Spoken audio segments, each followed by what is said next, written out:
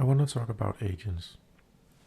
So agents is the name that describes something that can handle running packages. And currently we have 3 ways that we can run an agent. We can go into OpenFlow and click Add Agent and fill out this. And this will start an agent inside Docker or Kubernetes based on one of these images. And for most parts, these images will be Docker images that contain the node agent code that can then handle packages. The other way we can get an agent is that we run an node agent daemon. So you can install a service on Windows, Linux, or Mac that can then be assigned packages and then start running them. And lastly, you can download the assistant, which is a desktop application that you can run on Linux, Mac, or Windows that allows the user to run a package on demand, or we can schedule or remotely start packages on them as well, given that you have the right permissions and so on. So let's open a folder.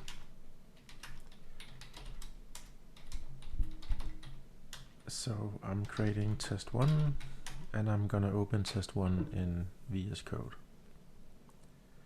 So if I install the extension called OpenAIP Assistant, this will give you access to these commands from the command palette. So usually F1. And what we can do is we can add some settings to Visual Code where we have a configuration for one or more OpenFlow instances or one or more users for the same OpenFlow instance. So if I go in here and say add OpenFlow instance, I can then decide what protocol I want to use for communicating with that. And normally you would use gRPC, or if you're using the local Docker install and haven't mapped it properly, you might want to use WVS or WSS if you have certificates installed. But usually we'd use gRPC. If you're using gRPC, usually that would be mapped on a different name. So for instance, in this case, this is going to be grpc.demo.openerp.io, right? And now I can select whether I want to log in using username or password, or I want to have a token issued. I highly recommend you use tokens, because then you can use federation, meaning you can log in using Office 365 or Google or whatnot and not have a password associated with your account, which you really shouldn't. So I'm gonna press enter, which means that I want to log in using the browser, and sometimes it doesn't know how to detect whether the website uses certificates or not, so it prompts you for that information. I do, so I'm going to select yes. This will open a browser, and as soon as you logged in, I was already logged in, it will allow a token to be generated. So now this instance is added to Visual Code.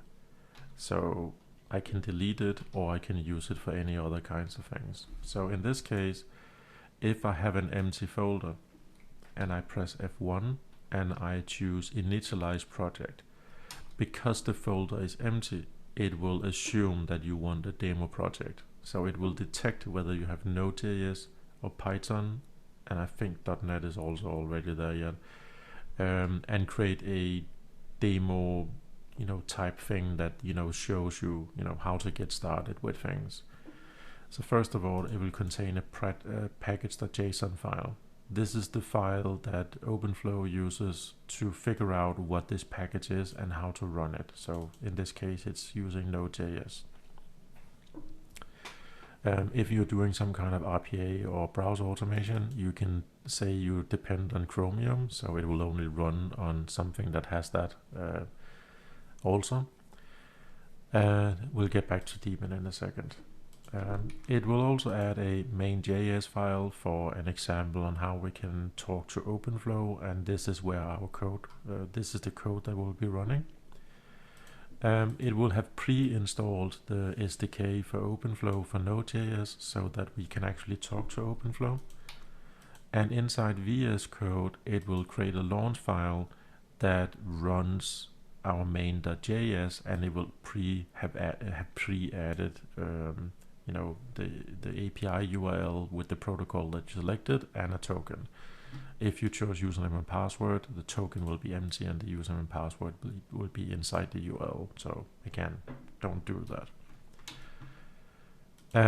So if I press F5, it will now run this code. So I can see the result of running this.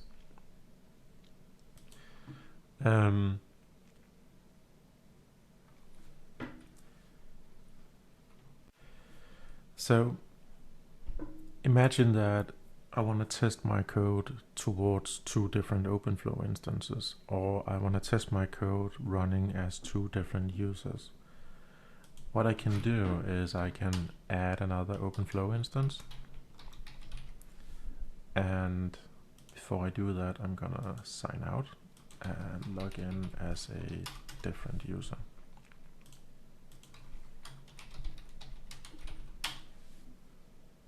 There we go. So what happens now is that it will add 1 more configuration, and what I can do now is I can call initialize project, and I can select which one of these accounts I want to use. So if I open the launch file and I click initialize and I select the other user, you will see that, well, I guess it's not really easy to see that it swapped the token, but it's swapping between the tokens. So you can see that it's swapping between the 2 users. This can be handy if you have multiple instances where, let's say, 1 for test and 1 for dev and 1 for production, or if you have different users for different customers, or you know, whatever it might be. The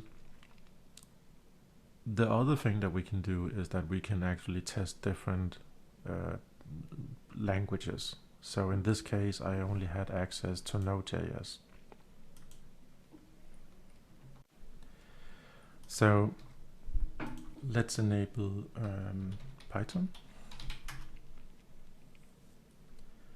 And I'm gonna create a new folder.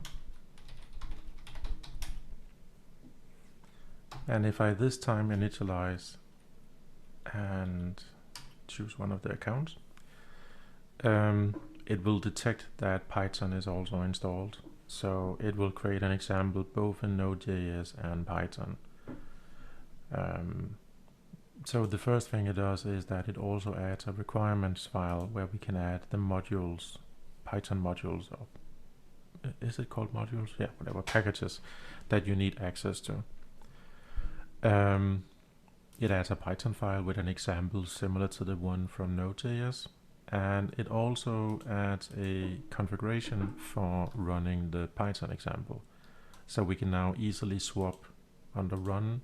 We can easily swap between running the Python or the Node.js example. Yeah, that's basically it. When you actually deploy this, it can only run 1 of them. So what you need to do is you need to go to the package.json file and you need to change the main to the file that you want to run. So if you wanted to run Python, you would run this one, and you would need to change the language to Python, and that's it. And if you are doing that, you probably don't want the Node.js stuff either. So you could, you know, delete this, and you could delete the Node.js example and the modules, right? Well, yeah, whatever, you get it, right? So let's go back to the original example.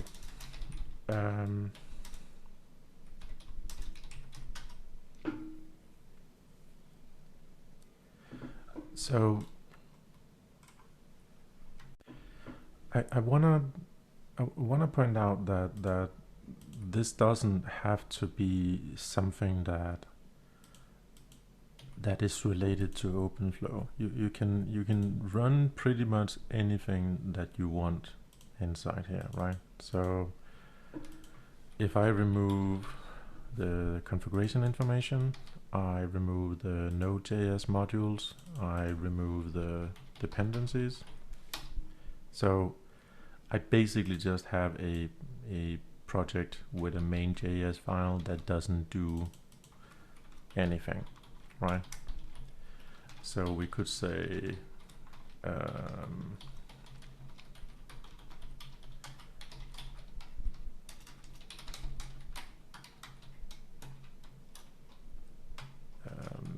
yeah, something like that, right? So let's say that we have something that runs for 30 seconds and just prints out some numbers. So if I run this, it will just slowly count up for 31 seconds. It's not connecting to OpenFlow. It's not have any modules. It doesn't have anything at all, right? It's completely clean. And I can now run that on my local machine. Awesome. If I then press F1 and I choose pack and publish, I can now publish as one of the users that I had added. So maybe I should delete one of those. Yeah. So if I choose pack and publish, it will now publish that package into OpenFlow. So if I go to OpenFlow and go to agents and packages, we can now see, why can't we see it? Oh, I need to log in the right user. Agent packages. So now I can see my test1 package. If I want to run or schedule that package to run some, at certain intervals, the most, fastest way to get started with that would be to, add an agent. So I can add an agent. Let's call it our Node.js agent. And I'm gonna just choose the normal agent image because I don't need Chrome, I don't need PowerShell, I don't need any of these things, right? And I don't select a package down here yet. Let's just run the agent, right? So this will start the agent, but the agent isn't doing anything. It basically starts up, it connects to an agent queue, and then it's just sitting there doing nothing. It's basically waiting for us to either ask it to do something. So what we can do is, if we click this icon over here, I'm just going to open that in a separate browser, and my Windows management skills are apparently not very good. There we go. And let's do something with this one there. So the main goal here is I want to show that we can live, work with this agent. So if I go inside here and I select my test package, I can now add a cron schedule on how often I want to run this package. So let's say that I want to run this package once every 10 seconds. I can basically just do like this and click add. And once I click save, the agent will see that and it will start reacting to that. So you can see it starts up and it's running the package. And because I told it to run every 10 seconds and it will be counting for 30 seconds, I will now have 2 instances running at the same time. I can even kill one of them if I want to. I can kill all of them. Well, it was faster than me. So, that is an easy way to get any code that you want running, at some crunch schedule. If I stop this, it will instantly kill any running instances, and now it's gone. If I didn't want to run at a schedule, I just wanted to run it on demand, I could basically go to this page, I could select the package and click run, and it will just run it one time and that's it. You can do this yourself from code as well by sending a message to the message queue. That's beyond this video right now. And this works for any language that is supported. So for instance, I have a Python package here. So if I click run to that, it will start that package up. It will run pip install, and then it will start that package up. So this package basically just listens on a message queue and wait for messages.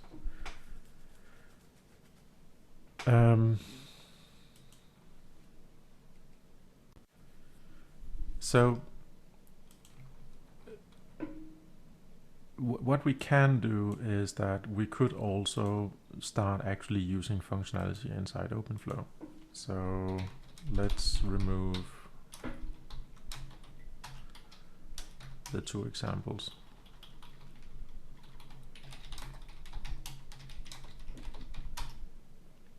Oh.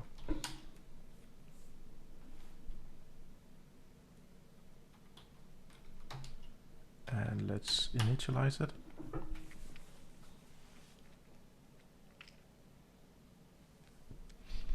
There we go.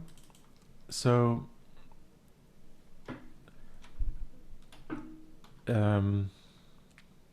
if I want to, talk to OpenFlow in some way, and it doesn't need to be a package that I want to deploy. It could be, from whatever place that you want. It's not really specific to packages. If you install one of the SDKs, in this case the Node.js SDK, this will allow us to do pretty much anything that you could think of inside OpenFlow directly. So by default, the client is called OpenAIP, and this will intelligently try and figure out where it is and how to connect to OpenFlow using environment variables. You can tell it what you want, if I could edit. So I could give it a URL and a JSON token, just like you saw in the environment variables. But I highly recommend that you use environment variables always, because that way you can seamlessly make it work multiple places without having to worry about the context. You could also actually just give it a URL and no username and password, and then call sign in. And when you sign in, you can then give it a token or a username and password. The problem with that is that if it loses connection to OpenFlow, it will not auto sign in. So you now have to handle the logic regarding signing in and getting errors and all of that. So again, much easier to just handle that with environment variables or whatnot.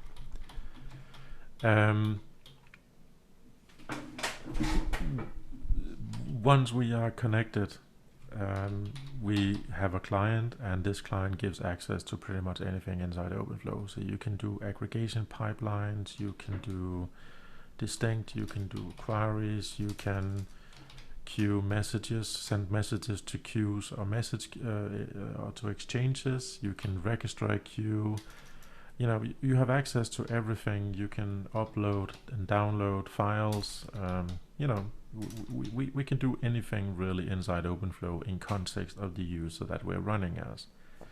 So if you need to batch update something, or create an EDI integration, or whatever you might be interested in, you have the option to do so.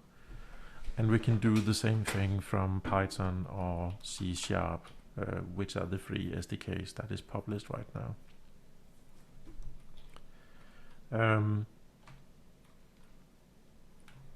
So for a long time, Node-RED was the primary driver for how you would automate things, either inside OpenFlow or towards any system that you wanted to use APIs to talk with. And it still is. I mean, I love Node-RED, but sometimes projects become super complex, and Node-RED might not be the right place to do it. You probably want real code, and that is what this gives us. This gives us the ability to write proper code and have linters and unit testing and version control and all of these things. well, we have version control in Node-RED as well, but you know what I mean. And I know there's also a linter for Node-RED, but still, right. Sometimes you want real code and not just workflows. So what is interesting about that is that if we look at the code for how we run Node-RED inside OpenFlow, it's basically just a package. So, I mean, Node-RED is just an npm package with also that can also be called from command line. So you can run Node-RED from your own code. That is what I do by, or you can run it from command line. So this has been set up as a package that can run inside OpenFlow, and then when you run the Docker image, it used the Node agent image and extended by injecting the Node-RED package inside that image. This was done so that when users moving from 1.4 to 1.5 of OpenFlow, we don't have to tell them to, download this, publish a package, then run that package and schedule it and blah, blah, blah, right? So basically you can select that Docker image, and then when I detect it, I show the environment variables that are relevant for Node-RED. But it is just a package. So if I want to run this, you can, or if you want to run this, you can just clone it, open it in Visual Code, set up a connection to OpenFlow, go in, click Initialize Project, and then you need to open the launch config and you need to add a couple of extra environment variables. Basically, you need to tell it what domain it's listening on. Default is localhost. If it's using HTTPS, it probably will not. Then what port you want it to listen on. And then you need to tell it what OpenID Connect configuration to be using for authenticating a user. And lastly, we give it a Node-RED ID so it knows what flows and configs and so on to load. So once you do that, you can run it on your local machine. There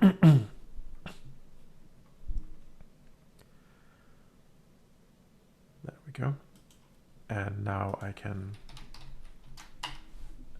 go to my local machine and I have Node-RED running. But that also means that we can schedule this as a package to run different places. So if we are using Docker or Kubernetes, you might as well use the image that I created. But if we want to run it somewhere else, let's say we want to run it inside the assistant, we can actually do that now. We can run Node-RED remotely in packages that we have, full control over. So I know some people that would install my version of Node-RED externally from OpenFlow for remotely, collecting data or remotely controlling stuff. That worked really, really well. But there was one issue, and that is we couldn't easily update the Node-RED version running at those locations, and we couldn't easily spawn multiple versions of Node-RED. But with this system, now we can. So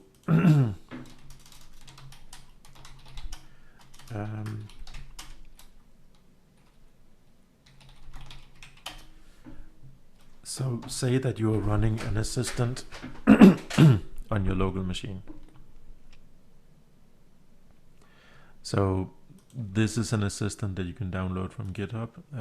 It runs on Windows, Linux, and Mac. And just like with everything else, it detects what languages it has access to and then show packages that is relevant for those packages. So right now it can only see Node.js, so it offers me the Node.js packages. If I want, I can run test1 as we saw before, and now it does my counting. What is interesting about this is that this agent is actually being registered inside OpenFlow. So if I kill this, so by default it records itself with the hostname and username that it's running as. So if I go in and monitor what is going on that, I can, if I start test, I can instantly in the browser see that that package is running. If I kill it, I can see in the browser that I kill it, right? That I love that. It's such a neat little feature. I can also remotely run something. So if I start it remotely, it starts running inside the assistant. But we can do that no matter where the agent is, whether it's running as a daemon on a machine somewhere, whether it's running inside Docker or Kubernetes, or if it's running in the assistant that a user is running somewhere. That also means that we can now schedule stuff on it. So if I go to the agent that is running as an assistant right now, whatever, let's leave it there. I could schedule the test package that we just saw. Not that that really makes any difference, but if I click save, you can see that in now every 5 seconds it will start that package, right? So we had access to the same scheduling abilities as we had before, right? But we can now use that to also run Node-RED. So if I select the Node-RED package and click add schedule, I can now add the environment variables needed for that package to work on my local machine. So up here are environment variables that is for every package. This is for the entire agent. So these are environment variables that work for everything.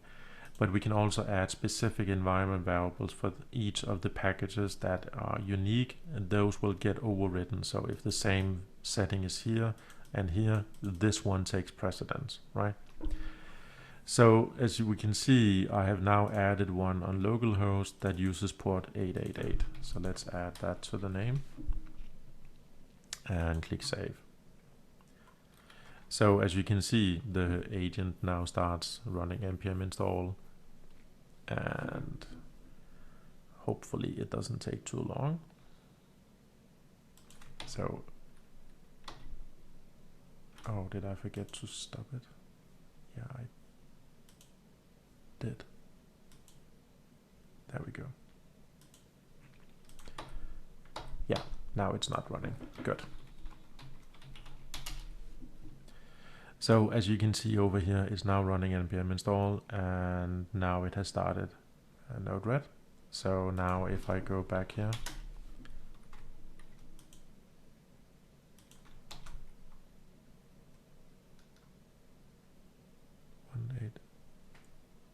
there we go.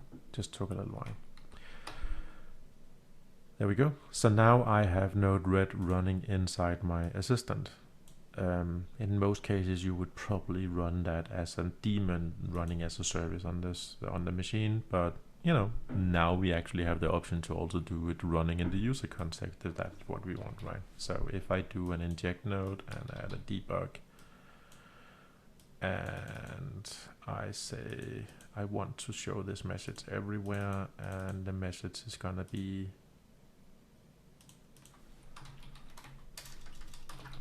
hi mom, right? So you can see that this works, and you can see that it reacts to me updating the flow and so on. But the cool thing now is that we can actually use this to run multiple instances of Node-RED. So I could go inside here and I could say I want a Node-RED that is also listening on port 3000. And I can actually point that to the same workflow by setting Node-RED ID to the same ID. Normally you would use different IDs so they are running different flows. But if you want, you could actually make both of them listen, use the same workflow and settings and so on. This is an awesome way to demonstrate the auto update feature that I add to Node-RED. So if I go over here and connect to port 3000 instead, you can see that I have the exact same flow running on 2 different ports. And if I move one of them and click deploy, the other one instantly recognizes that and allows me to see what the change was. So yeah, maybe I should explain. What actually happens is that flow gets loaded right away. So this Node-RED is now running, they're both running the same workflow, but I'm seeing what was before I made the change. So I can either review it and see what the change was, or just press F5 and I now get the same version of the flow. So this is how we remotely can update Node-RED instances running anywhere. But we could do it on the local machine as well, as you can see here. So super cool little gimmick.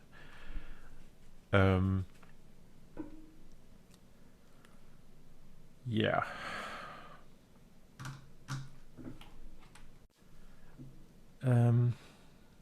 To wrap this up really quickly,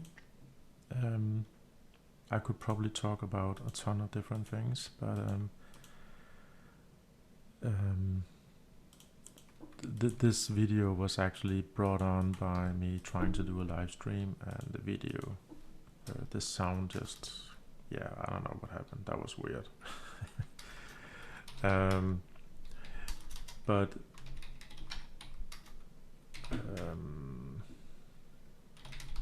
why can't I spell? There we go. One of the things that came up during that video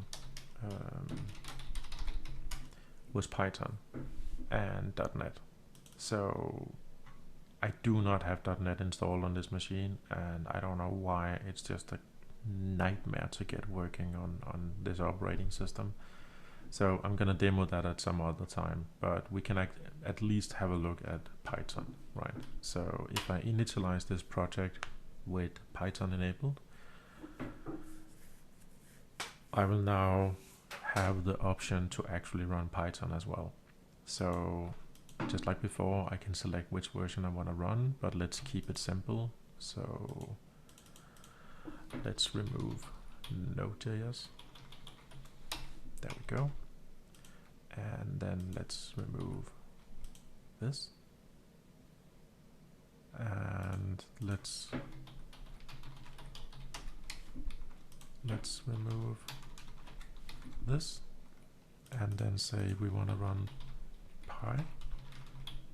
And we are running Python. Yes. And let's get rid of that. And that. So now we have a clean Python project. So for Python people, having a package.json will sound super stupid, but I needed a generic way for how to tell the agent manager what was inside the package and how it works. So what is important is the main and the OpenAIP part inside here. This tells the package manager what this is and what to run. So main tells us that we want to run main.py, and we tell it that it's using the Python language. So this will be used for filtering where it can run and whatnot. The daemon flag means whether this is something that starts and then runs forever. This is what we also saw over here. So if I choose, let's say, the Node-RED has daemon set to true, which means I can't schedule it. I can't do a cron job. This starts and never stops. If it crashes, it will retry starting it. I think it's 5 times by default, and then it will stop retrying. If the agent dies and restarts, it will automatically start this up again as well.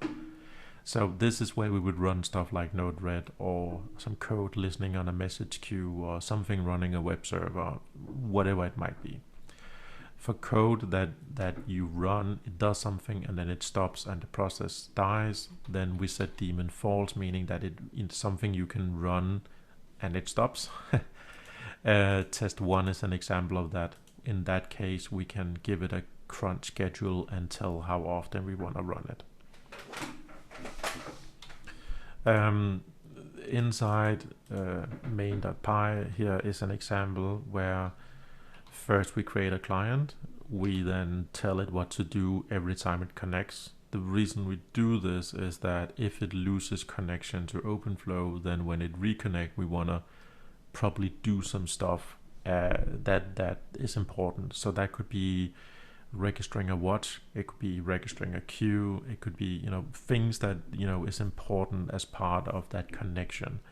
So that's why we have the onConnect, and so this will run every time it loses connection and reconnects.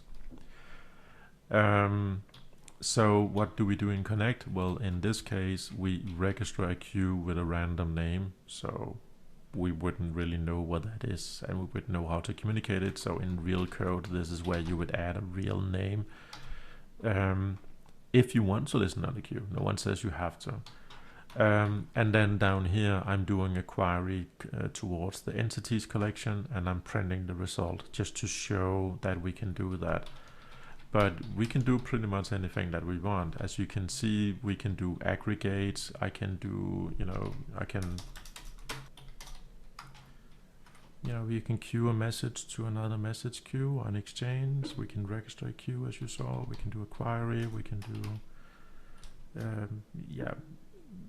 most of the functions that is inside OpenFlow has been mapped inside Python as well. So we should be able to do most of the things that we want. We can push and pop work items, including downloading and uploading files associated with that, and so on. And the same goes for .NET. Most of the syntax and the messages, because it's the same,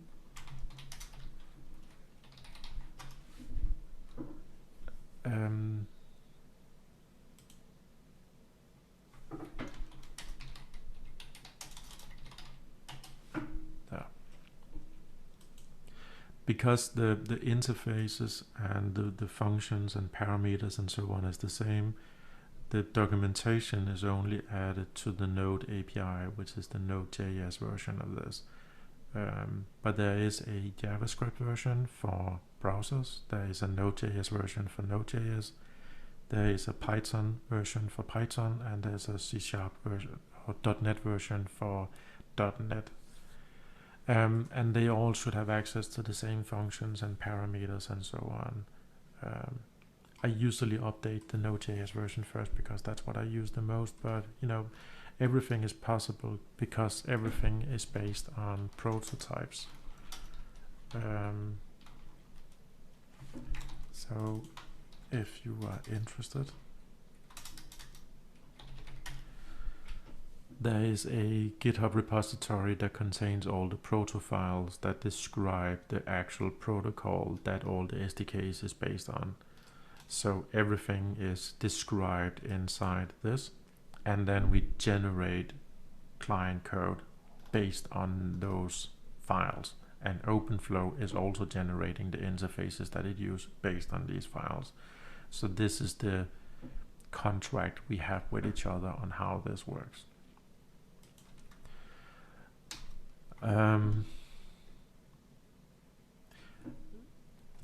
During the video, I actually also showed something else that might be interesting. So let's quickly do that.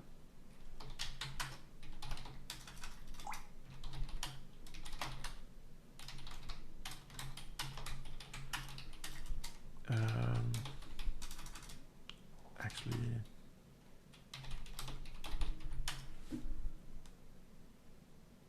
yeah.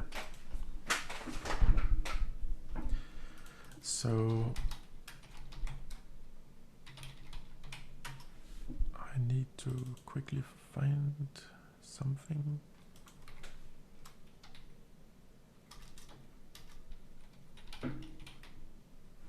There.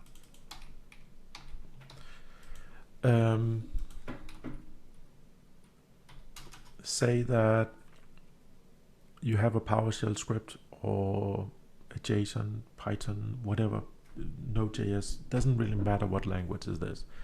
If you have a piece of code that you want to run based on items in a work item queue, but you don't want to mess with listening on a queue and popping the item and handling errors and all of that stuff, downloading, uploading generated files and so on.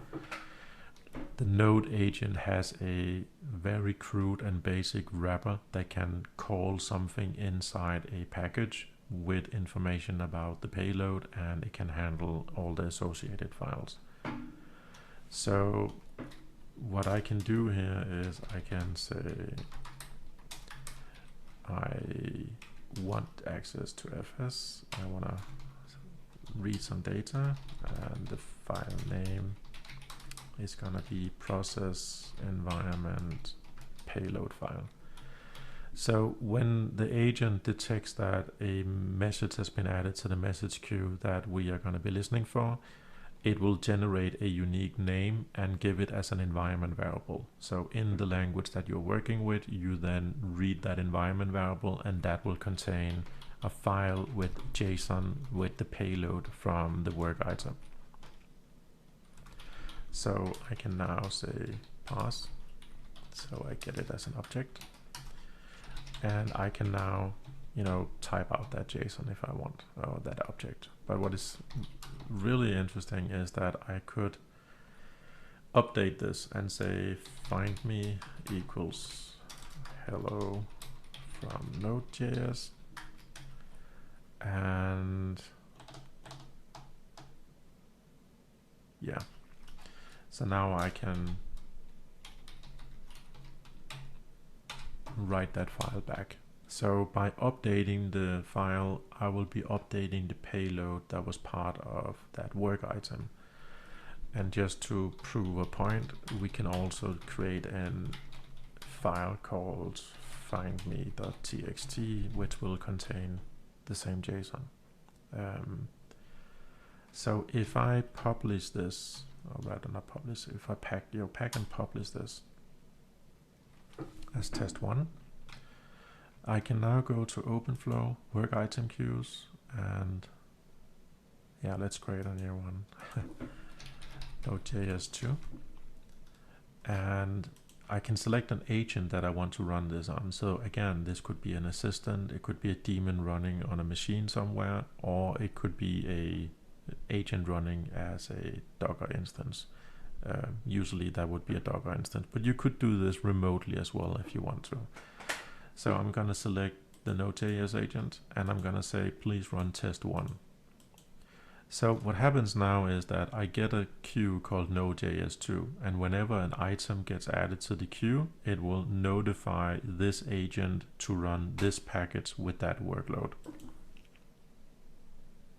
So if I go to work items and I add a new work item to Node.js2, and we could say test.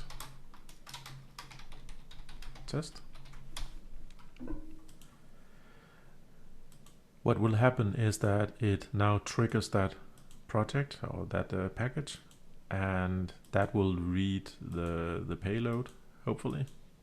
Yeah, there we go. And it was successful. It didn't give any errors. So if I go inside here, I can now see that it added the find me from inside Node.js. And you can also see that I now have the find me txt file. What I also do is I have an output file which contains the output from the console. So if I go to oh my god, this one. So here is the output from running that package, right? So that will be attached every time the workflow is successful, not when it errors out for some reason.